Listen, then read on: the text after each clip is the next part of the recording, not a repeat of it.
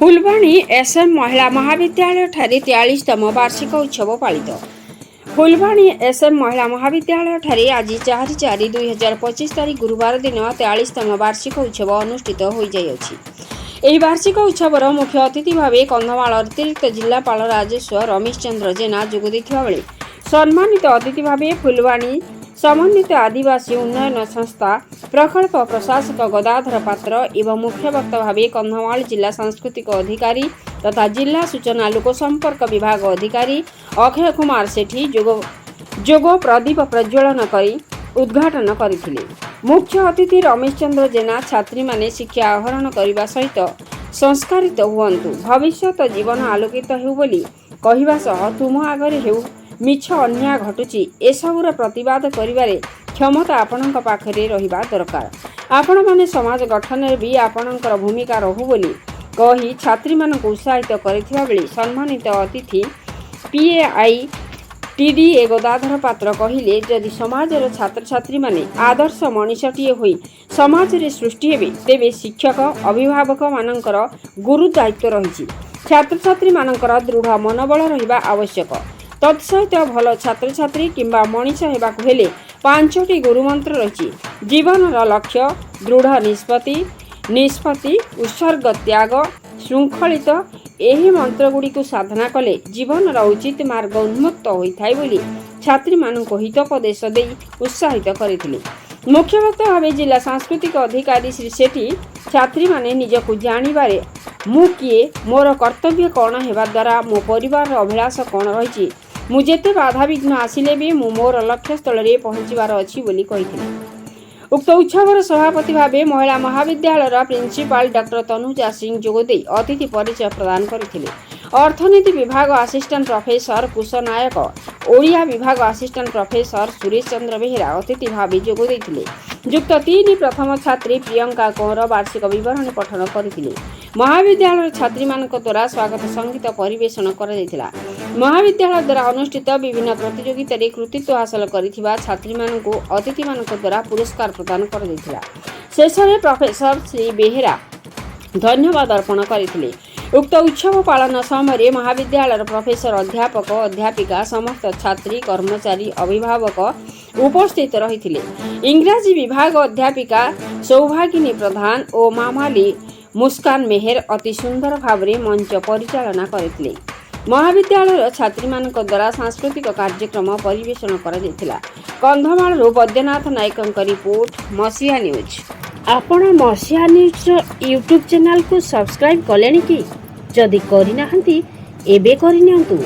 एहा सह मसिया न्यूज रो फेसबुक पेज को और ट्विटर को फॉलो करंतु।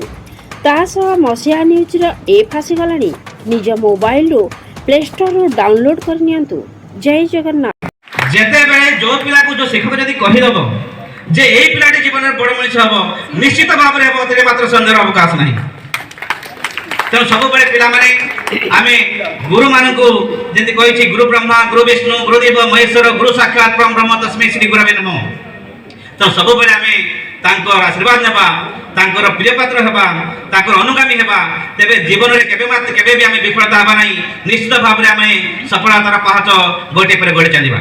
सेहित पय कहे गुरु ब्रह्मा सेहित पय तो कहे आहे गुरुदेव आदर्श मानव समाज कर्णधार उत्तम समाज गढ़ा पाई तुम ओट कर्णवीर ए टीचर्स आर देयर कर्णवीर से माने उत्तम समाज गढ़ी थांती। कंचा माटी थई माठिया कर गढ़ी थाए जे कुंभार कंचा माटी थई माठिया कर गढ़ी थाए जे कुंभार शिष्यर चरित्र गठन पाई रे गुरु ओटे शिल्पीकार दे आर शिल्पीकार। ए विद्या होचे एक मंदिर ये मान गुरु दायित्व अच्छी से पाठ पढ़े। तेणु प्रथम दायित्व हूँ छात्र छात्री बड़े मनुष्य निजे चेष्टा कर आवश्यकता अच्छी। जो निजे न करें कई करें ना सहित अन्य नाम आसबी आसबी। द्वितीय हूँ शिक्षक शिक्षयित्री मान गुरु दायित्व अच्छे। खाली पिला छाड़देले हम ना पिला धर्म हूँ से बाणुगा भी करवा ठीक ना ठीक तो नाई हाँ नाई पिला कौन कह हाँ नाई बाणुगा भी करवा पाठ पढ़ा कौटा पाठ पढ़ा टिके टिके दुष्ट भी हेबा किंतु बालांसिंग करबा नले असुविधा हे जो आवश्यकता अछि। जदि मन भीतर गोटे डिजायर अच्छी मुझे कौन करने चाहूँगी then you have to take the decision. कौन है पे चाहूँ what do you want to be, a doctor, a scientist, a engineer, a farmer, a reporter, or whatever you may be. So जीवन लक्ष्य फिक्स करार अछि, डिसीजन नबार अछि जे मु कोन करे पे चाहूँ छी. और that decision should be a strong determination. Determination दृढ़ निष्पत्ति नबार आवश्यकता अछि. जे I will do, I have to do. मते करियो को अछि. If you think nothing can do, you can do. Nothing is impossible. Everything is possible. किंतु डिसीजन नबार आवश्यक है. छोटा को माध्यम कहबी बोधे बेसी कह देबे मु कहबी तबा सा उडे उत्सर्ग थिबार अछि, उडे त्याग थिबार अछि. खाली केते बळे हेई परिबो नाही. आज आमे जो ओएस अफसर हे जो खाली एमिते हेई परिनु. आमे पढार हमर डेडिकेशन थिला. सेति बे आमे आज हेई परिछु. So dedication should be there and last is discipline. गोटे शृंखलित हेले जे आमे करि परिबा. कोन कहबे पांचटा कहबा बसिता बाटिके. First one is what? Desire. कोन प्रथमटा कोन? डिजायर. कोन डिजायर अछि? जहां what you want to be. Want to be doctor, engineer, scientist, whatever. Then कोन नंबर अछि? You have to take decision. कोन नेबो? डिसीजन. एंड डिसीजन लाके कोन करिवो? You have need a strong determination. दृढ़ निष्पत्ति नेबार आवश्यकता अछि. Then dedication. Then discipline. हे गला तो पांचटा मंत्र संभव लागु छी ना हेले हेपर पर लागु छी ना लागु नहीं. काहे जणा पडुनी लागु छी कि लागु नहीं.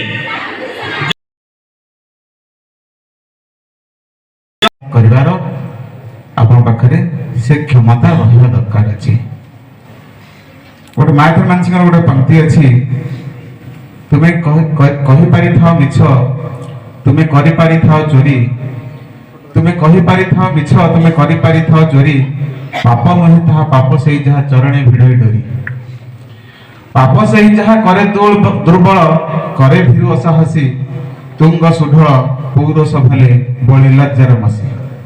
छद्म हेबाकू कहे मिछ अन्याय क्लेश कुचित बुध हसी जासे. मु आशा करिवि जे आपण मानका आगे जहा घटना घटुची मिछ अन्याय ये सब को प्रतिवाद करिवार क्षमता आपण पाखरे रहू.